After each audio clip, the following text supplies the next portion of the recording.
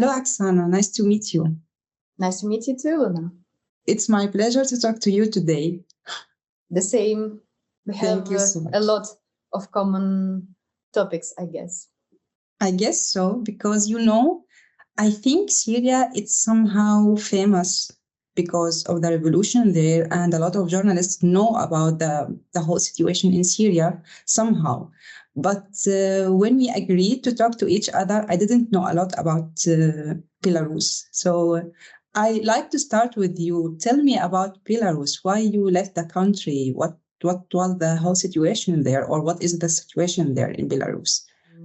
The problems in our country started when Lukashenko came in power. But all this crackdown of independent media started in August 2020, I guess, when we had presidential elections, protests, and all this stuff that happened to our colleagues after that. All the independent media was crushed. Journalists forced to leave the country because of repressions, because of threats, and so on. And many of my colleagues are in prison now, and it is great personal drama because we have to work on behalf of them. We have to fight for them. We have to do everything possible to free them.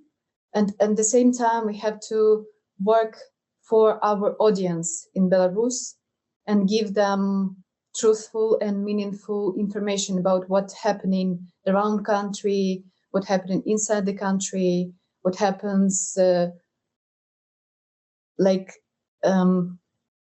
We have to bring them truth.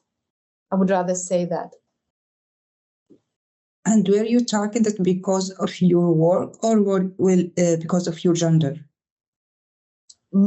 Because of our work, because in our country, journalism was actually criminalized. We were kicked out of the country because independent Belarusian media was recognized as an extremist or terrorist formations, and that means criminal case and ticket to the prison. So in order to be free and in order to have an opportunity to continue our work, we were forced to do so in exile. Actually, it's the same in Syria. I forced also to leave my country because of my work, not because of my gender, of course, but because of my work. And free media and journalists not allowed to work with freedom and to write about what is really exactly happening in Syria. No, when you are with the regime, you are allowed to write whatever you want, but for the regime, not against him. But when you are a journalist who want to deliver the truth to the world about Syria situation, so you will be in jail, you will be executed. It's not easy actually to live in Syria when you are a journalist and you want really to deliver the truth to the whole world. So because of that, I studied law actually in Syria, but and I didn't think that one day I will work as a journalist. But as the revolution started in 2011, I started to read about the revolution, about the whole situation in Syria, actually, because I didn't know actually a lot of information also about my own country, because the information were really rare in Syria. We were not allowed to brought books from outside to discuss the political situation in Syria or anything else. So you don't have a lot of information because you are not allowed to have those information. So I started with that. Then I started with demos and with my work as a journalist in 2013. And because I covered a really big issue in Syria in 2013, specifically in 21 August 2013, that was the chemical massacre happened in the suburb of Syria, of Damascus, sorry. So I covered this massacre and I documented all the victims' name. And I leaked this information to the opposition outside from Syria, outside Syria. So because of that, they followed me and they put me in jail for 13 months. So the price was really big because they blackmailed me with my kids. They tortured me. And it wasn't really easy to say that, yes, you have the right to say whatever you want, to practice your work as a journalist, and you will not pay the price. And how do you work now? Do you focus on situation inside the country, or you try to give to international community information about Syria? Actually, yes, I'm trying to focus on Syria and specifically on the detainees in Syria because I was there and I left a lot of them behind me. They still there for, I don't know, many years till now, 7, 8 years, and they didn't commit anything that really deserved to be in jail because of that. So it's not easy to be in other country and still working in your language, in your culture, for your people. It's really not easy. It's a challenge. But when I came here, I started with another topic actually, because I was a refugee. So I witnessed what happened with the refugees during this trip to Germany. So I documented this trip. So when I arrived Germany, I started with the refugees issue, not the detainees issue. But after few years, I came back to this matter because of the trial that happened here in Koblenz in Germany. And it was the first trial its kind, and it was against two former security worker by the intelligence in Syria. So I documented this trial because of the Syrian people, because of this issue. So it depends actually. I can't say that I'm working for the Syrians only or I'm working for the international community. I'm trying to bring more information about what is really going on in Syria, why it's really unfair and injustice to have all these detainees till very these days and not doing anything against this dictatorship in Syria. But at the same time, I worked on the laws here in Germany, considering the refugees and what is really important for them, what's really important to understand and to deal with, how I can have Azul here or something like that. So I work on the both sides, and it wasn't easy actually, but it brings more information also to me or I can't understand more. I can understand better now because I live here. Part of me is German now, but part of me is Syrian. So it's both. How it's for you now? You are in Poland, right? Yes, I'm in Poland, but we have a little bit different situation because Belarusian media in exile, they are kind of relocated media from Belarus to different countries, to Poland, to Lithuania, to Georgia even. And we try to keep our audience and keep focus on Belarus only. I mean, like we did it before, we do it now. We write about Belarusians and what is happening in Belarus, and we do it for Belarusians mostly, not for international community. And the reason why we do it, first of all, our audience, we try to keep it. And the second is propaganda. We have to deal with it. The authorities have effectively eliminated any alternative opinion in our country. And now terrible hate speech and lies are pouring from the TV screens. And it cannot be said that the majority of Belarusians believe this. But now we are in a situation where state media have monopolized the space, while non-state media, independent media have been blocked and declared as a terrorist organization, extremist organization. And if you follow such a channel, even in a social media, it can be recognized as a crime for which you might win a ticket to the jail. So our main goal is to reach out to our audience, besides of this blocking labels of extremists and so on, in order to debunk propaganda narratives, to combat propaganda, to be a voice and be a channel of truth, maybe like this. Yeah, I hope that works one day, because it's really unfair what's happening for the freelance journalists all over the world. It's really unfair. As I said, I didn't know a lot about Belarus, but as what you said now, it's actually the same. It's like Syria. We were terrorists because we wrote something against the regime. We were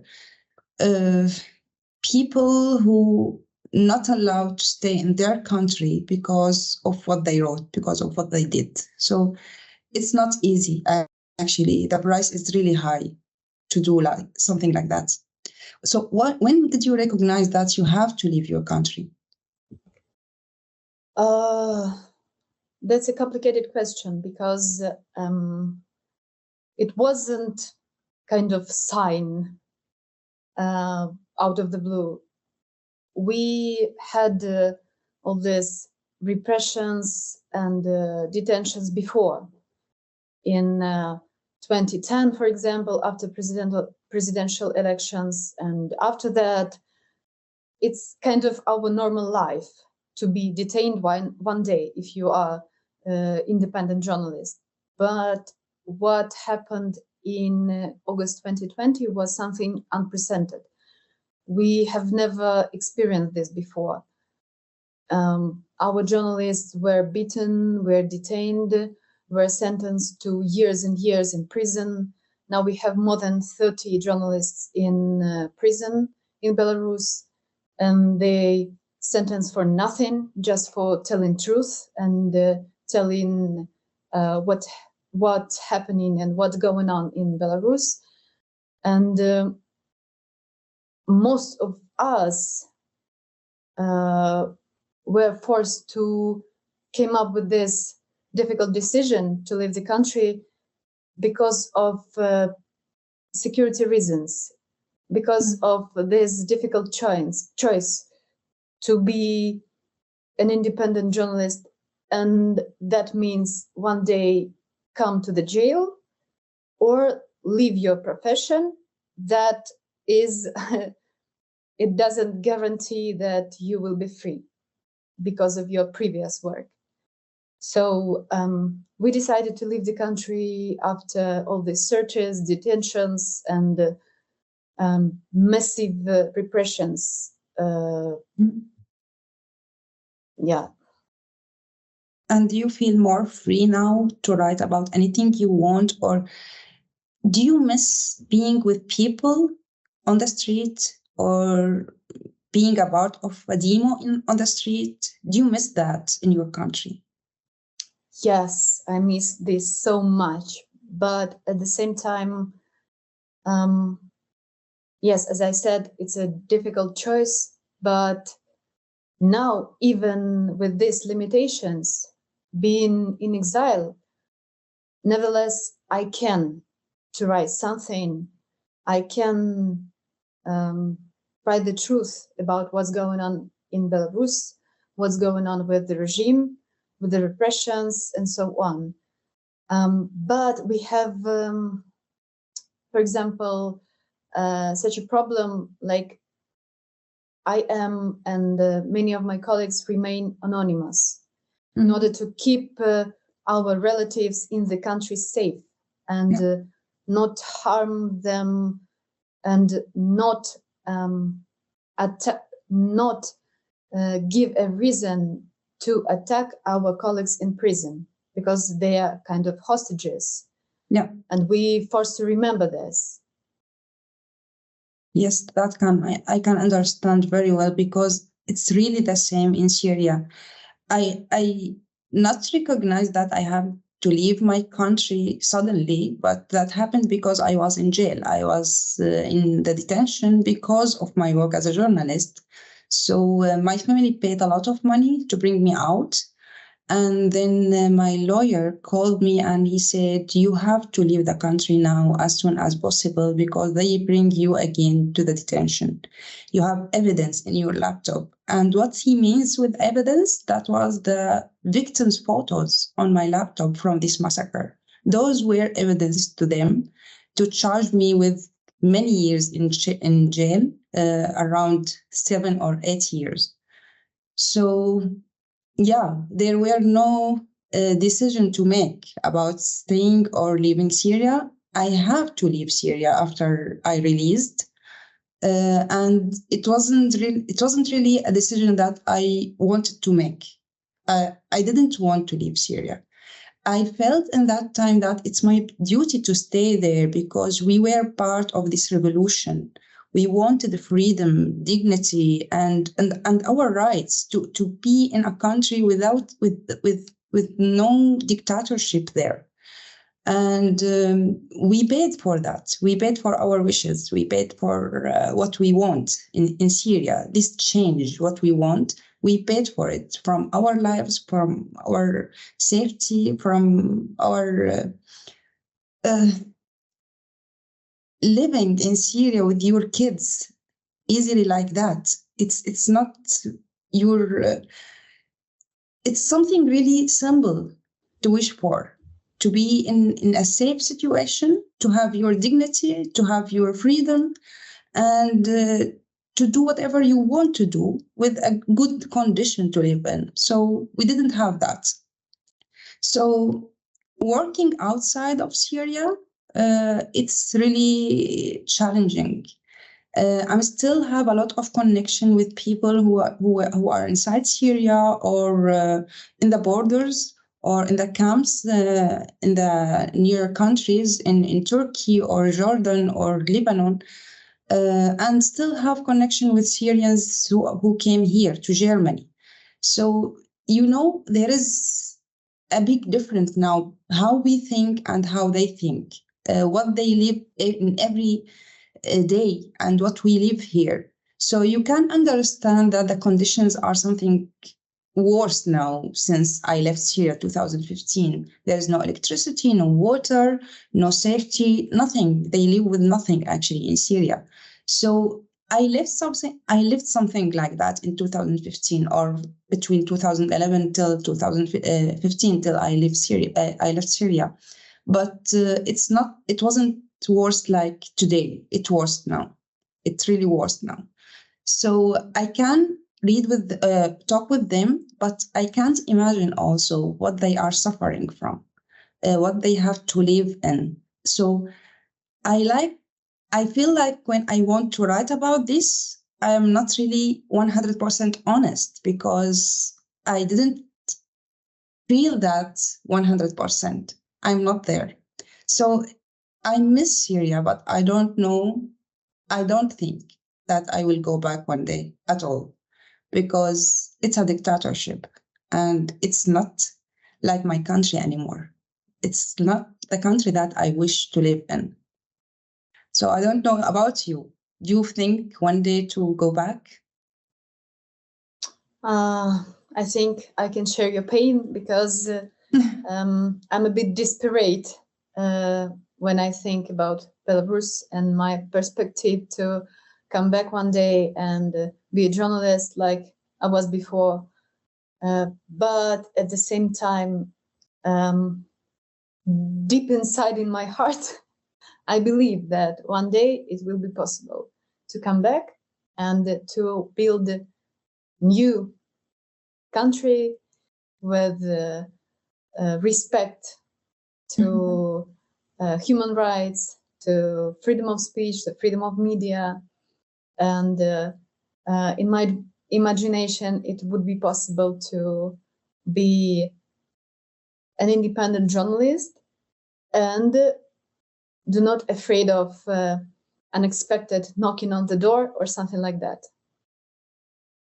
So maybe it's somehow different in Belarus. I don't know about the international community opinion about what is going on in Belarus now, but I know about Syria, and it started to do this normalization with the regime in Syria.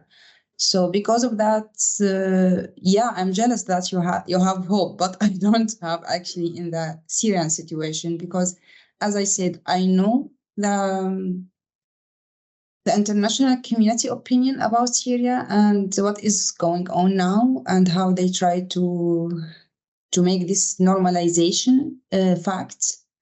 And I don't know if the Assad regime will stay in power after all the crimes that he committed and his people committed in Syria. It's somehow really disappointing because it's not fair. It's totally not fair to keep such a dictatorship in power and to deal with them again and again as nothing happened during these years. So I don't know about the international community opinion about Belarus. In Belarus, we don't have a kind of paradise. We still live in dictatorship. We still have Lukashenko in power.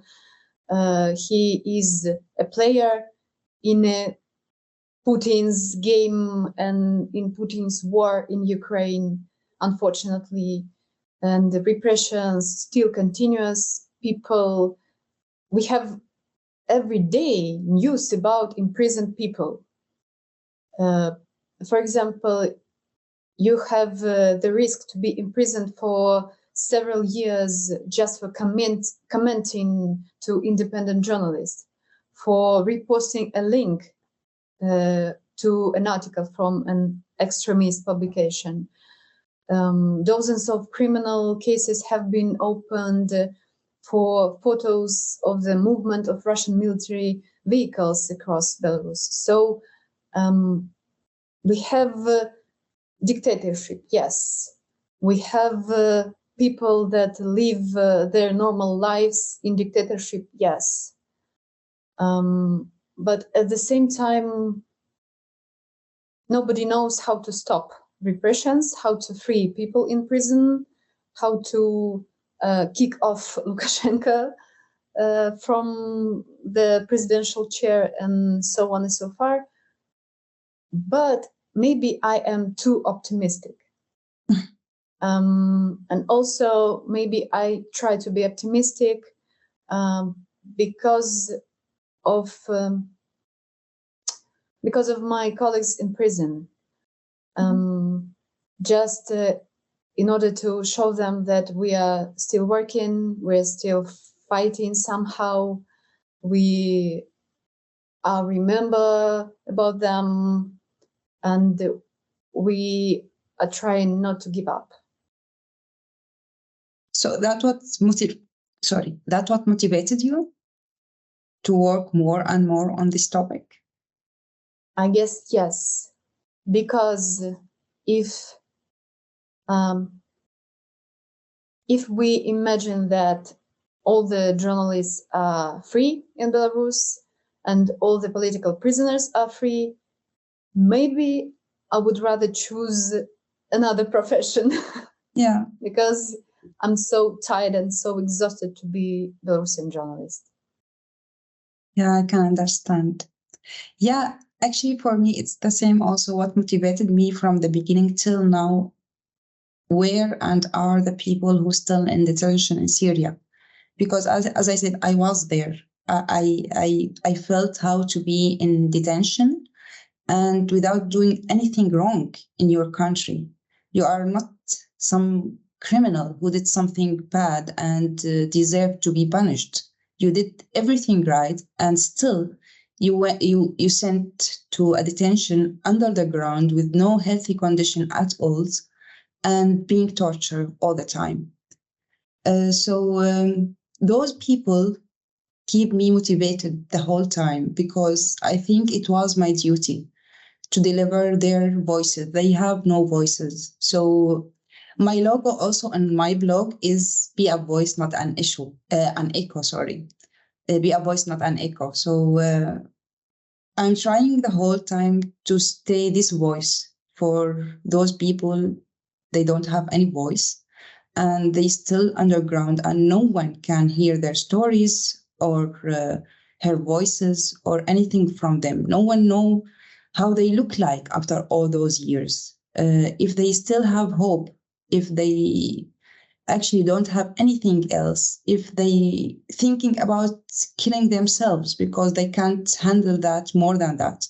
So it's really a big problem in Syria till now, and we have hundreds of thousands of detainees under the ground. No one knows anything about them. So because of that, when we are talking about journalism, I didn't write or I don't write about many topics. I wrote and I write about two topics: detention in Syria and refugees in Germany. So this is the topics that I wrote the whole time and writing always about them. I don't have anything else to write about it because they motivated me, those people, not something else. Yeah, I feel you. Yeah. But do you think that our audience sometimes feels tired of this news about detentions, repressions, dictatorship? All the time we bring them only bad news. Yeah. Somehow, yes, actually. When I made a documentary film about my work on this trial in Koblenz, I faced this problem also that we bring the whole time bad news and people don't want to hear those things again and again and again.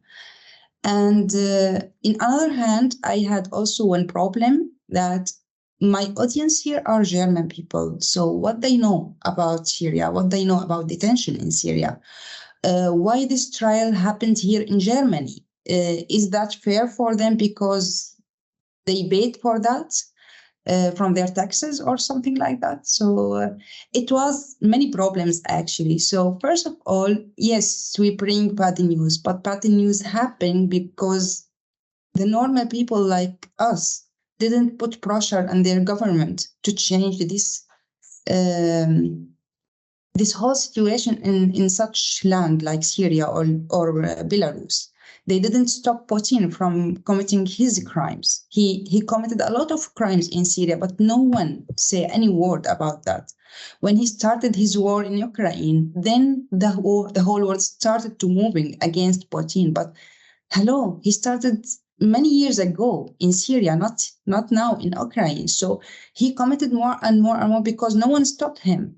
So I think it's our duty to bring those bad news to people to remind them that that's still happening because we didn't stop those criminals of committing from committing their crimes in Syria, in Ukraine, in Belarus, and another lands. So it's our duty. So with that, I didn't have a big problem because I knew that we have to do that. We have to keep in mind that those bad news, right? But it's your duty, like it's my duty to do something against it. The other problem was, as I said, to simplify the information for another audience that don't belong to Syria. They don't have a lot of information about Syria. So to simplify this information was really something challenging because you know a lot of things and you think that it's normal that everyone knows that. No, not everyone knows that. You have to simplify very much sometimes to go to the basic information about detention in Syria and bring this topic to the audience, to the German audience, then they can understand that. So those both challenging I had in my work, especially in the documentary film that I did. So I don't know which challenges has to also, or we have the same. What do you have as challenging in your work? I guess the main challenge, like everyday challenge, is how to protect my sources and how to protect people. As I said, only because of following our channel in social media, you must be treated as an as a supporting an extremist formation or something like that, all this crazy stuff. And the second challenge is how to keep Belarus in agenda. In some way, this question covers our political leaders.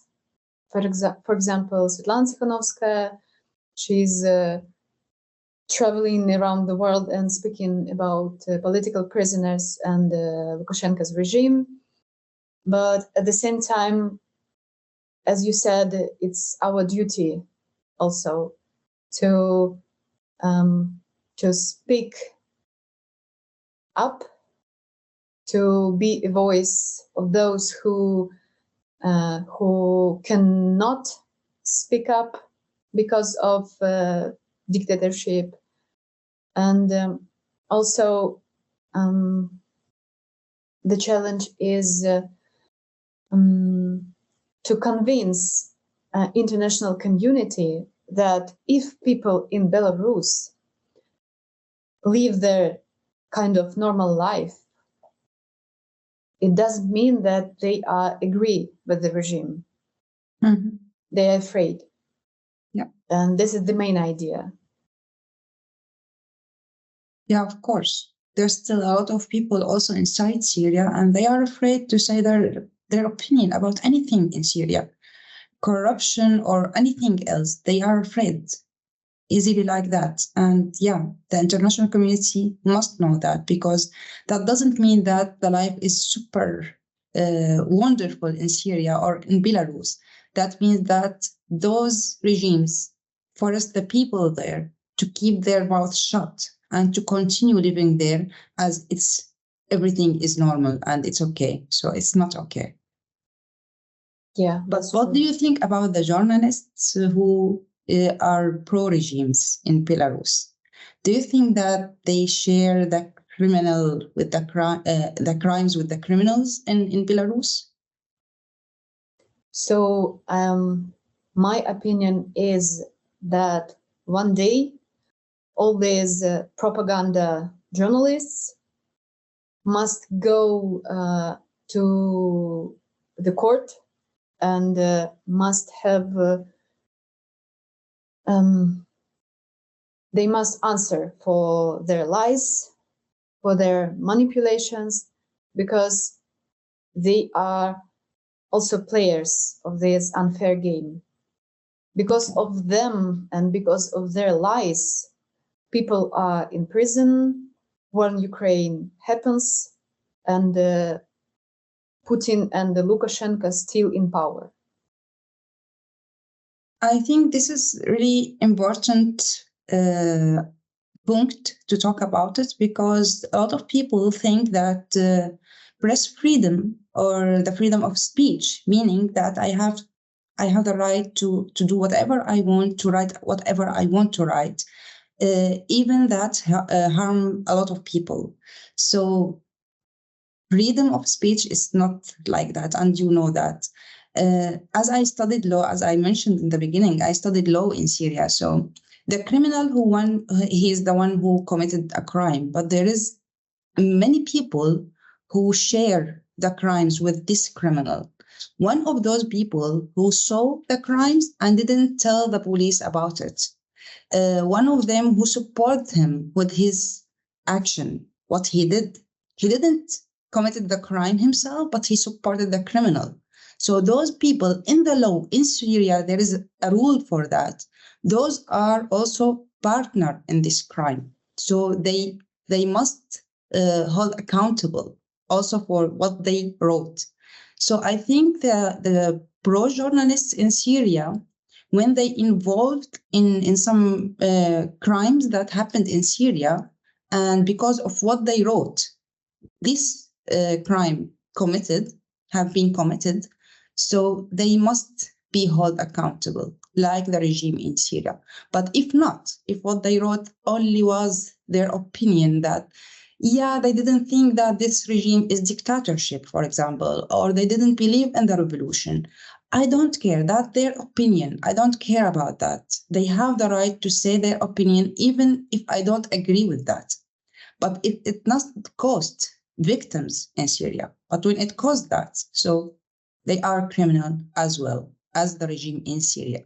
So this is the big difference between being pro-regime or dictatorship journalist with an action that lead to victims in Syria or other country, or being pro-regime or dictatorship journalist who is only say his opinion about the regime but didn't harm anyone. So there is a big difference between both of them. Yeah, that's true. I completely agree with you. Yeah, Aksana, it was really my pleasure to talk with you today. I really informed myself more and better about Belarus. And also, it's a pleasure to me to talk with you and to share some pains and dramas, unfortunately. And I hope one day we will talk again and we will share our wins. Yeah, I hope so. That it's really my pleasure talking with you today. And I hope that we will connect again and talk about the victory, the freedom in Syria and Belarus, and not about detention and painful stuff like that. Thank you so much for your time. Thank you. Thank you so much. Bye-bye. Bye.